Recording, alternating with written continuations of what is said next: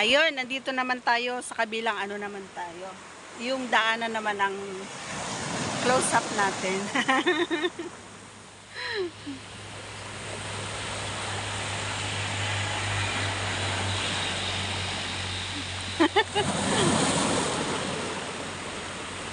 Ayun.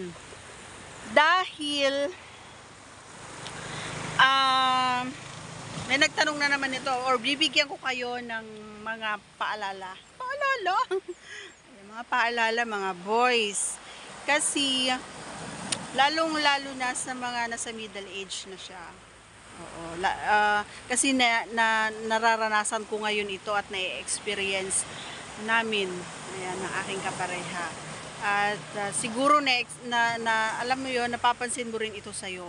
Nananamlay or matamlay na si Junjun. Hindi na siya katulad dati. Bakit kaya? So sana hindi mo pa na-experience to. Sana ay hindi pa ganon si Junjun sa ano mo. Bibigyan ko lang kayo ng mga tips na para maiwasan at kung halimbawa man na-experience mo ito, ay bibigyan din kita ng paraan para yung mga remedy na hindi kailangan ng gamot-gamot, diba?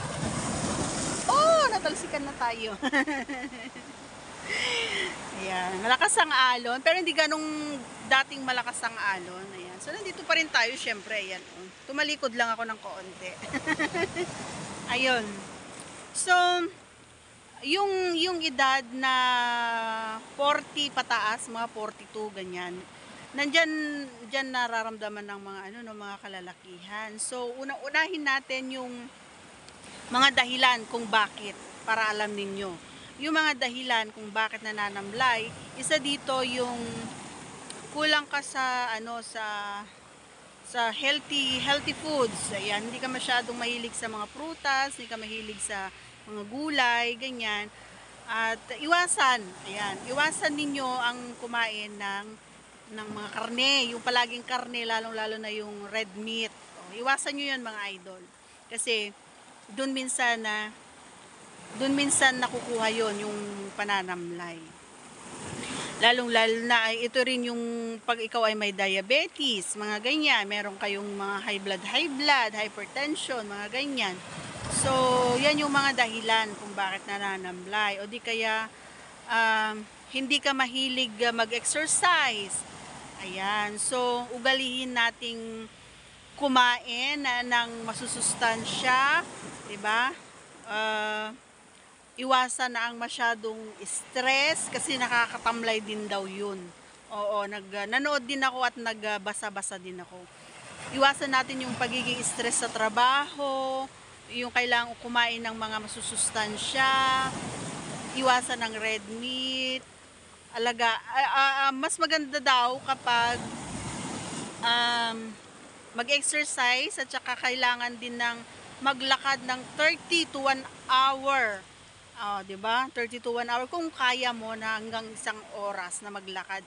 At saka alam nyo ba, kadalasan daw na nangyayari ito sa may mga yung pag tumataba na. Siyempre pag nasa edad na nasa 40, 45 or 50, mga ganun na kasi mga pare ko. 'Di ba? Hindi na tayo masyadong sa pagiging macho, 'di ba? Hindi na natin, wala na tayong pakialam sa katawan natin, pero napaka-importante pala 'yun sa mga boys diyan. So makinig kayo. Kailangan ng exercise, kailangan natin ng maglakad-lakad daw ng kahit 30 minutes or isang oras kung kaya mo para iwasan yung masyadong, alam mo 'yon, yung matataba.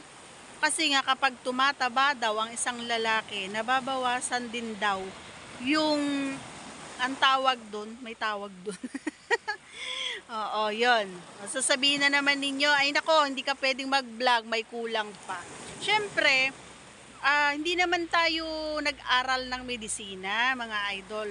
Ano lang ako, bumabase lang ako sa nagaganap sa akin or nangyayari sa amin na aking kapareha.